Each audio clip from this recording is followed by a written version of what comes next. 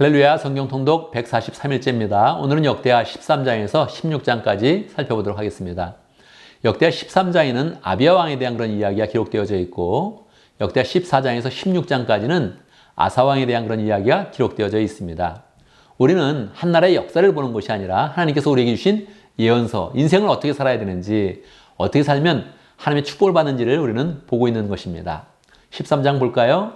13장에는 아비야 왕에 대한 그런 이야기가 기록되어져 있습니다. 아비야 왕은 유다 왕으로서 3년 동안 통치하고 죽었습니다. 그래서 그의 그런 삶이 뛰어난 것도 없고, 사실은 그가 신앙으로 온전히 서지 못했기 때문에 열왕기에서는 굉장히 짧게 기록을 하고 있습니다. 그런데 역대기의 그런 특징은 어떤 사람의 그런 특징을 좋은 점을 부각해서, 특별히 하나님 앞에서 신앙의 좋은 점을 많이 부각하고 있기 때문에 아비야 왕의 잘한 점을 기록하고 있습니다. 무엇을 잘했을까요?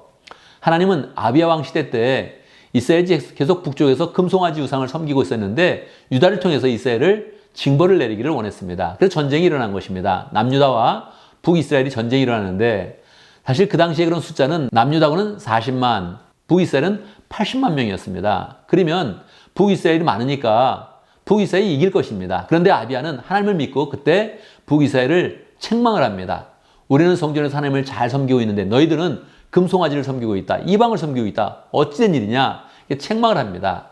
전쟁이 시작되었는데 북이스라엘이 그들을 숫자가 더 많으니까 뒤에 복병을 두어서 포위를 했습니다. 그때 아비야를 비롯한 그런 유다군은 하나님을 열심히 의지하고 기도하고 제사장이 나팔을 불면서 하나님을 의지하는 가운데 전쟁을 치러서 큰 승리를 하게 됩니다. 우리에게 무엇을 교훈하고 있습니까? 어떤 어려움이 있어도 숫자가 작아도 하나님을 의지할 때 우리의 그런 인생은 승리한다 하는 것을 우리가 배울 수 있게 되는 것입니다. 14장에 보면 이제 아비야가 죽고 아사가 왕이 되었습니다. 아사 왕에 대한 그런 이야기는 2절에서 요약하고 있는데, 아사는 주 그의 하나님이 보시기에 좋은 일, 올바른 일을 하였다, 그렇게 이야기하고 있습니다. 3절에 보면 그는 이방제단을 헐어버리고 아세라 목상을 찍어버리고, 그러면서 산당을 없애면서 하나님을 열심히 섬겼습니다. 그의 그런 인생이 어떠하겠습니까? 축복을 많이 받겠지요. 9절에 보면 에디오피아에서 정말 많은 군대 100만 대군을 이끌고 그들을 공격하였습니다. 숫자 구조로 보면 유다는 패배하겠죠. 그런데 아사왕은 열심히 하나님께 기도하고, 기도할 때 이스라엘 백성들 앞에 그렇게 선언을 합니다. 주님이 우리를 돕고자 하시면 숫자가 많고 적음에 상관이 없습니다.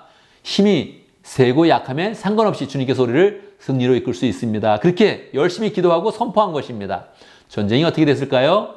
정말 하나님께서 그를 도와주셨고 전쟁에서 큰 승리를 하게 되었고 전리품을 많이 얻게 되었습니다. 15장에 보면 이제 하나님의 그런 사람, 하나님의 그런 선지자 오뎃의 아들 아사랴가 아사왕에게 조언을 해줍니다.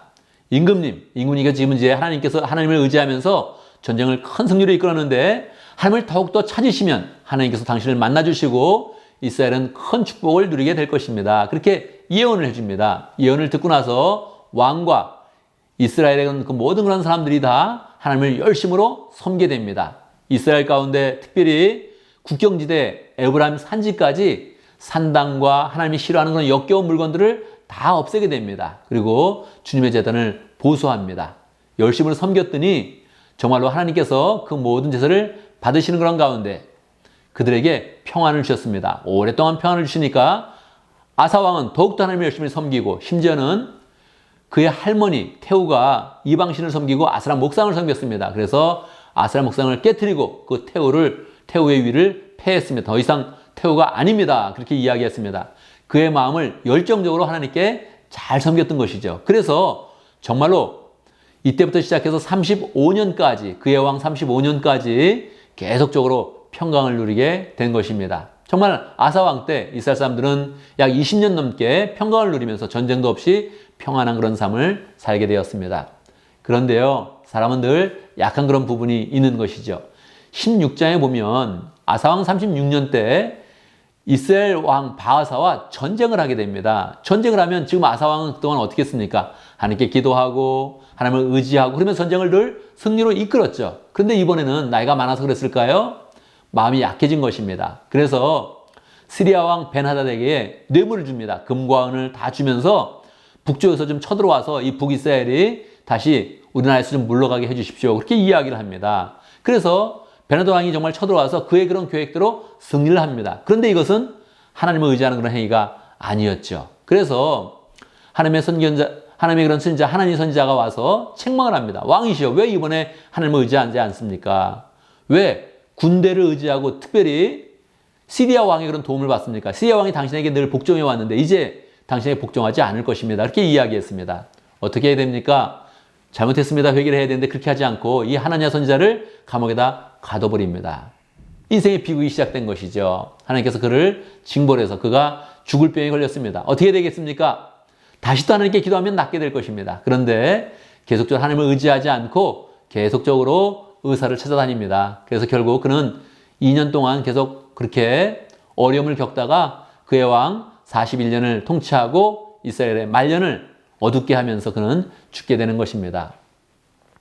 우리에게 정말 교훈을 주는 것이죠. 우리가 어떤 일이든지 하나님을 의지하는데 다 하나님을 향해서 열정을 한 번씩은 냅니다. 그런데 이게 끝까지 가지 못하는 것입니다. 특별히 말년에 하나님을 버리는 경우가 많이 있는 것입니다. 우리 인생에 끝까지 하나님을 잘 섬기겠다. 그러면 하나님의 축복이 우리에게 풍성히 임할 것이다. 이렇게 확신하면서 계속 말씀을 읽어가면 좋겠습니다.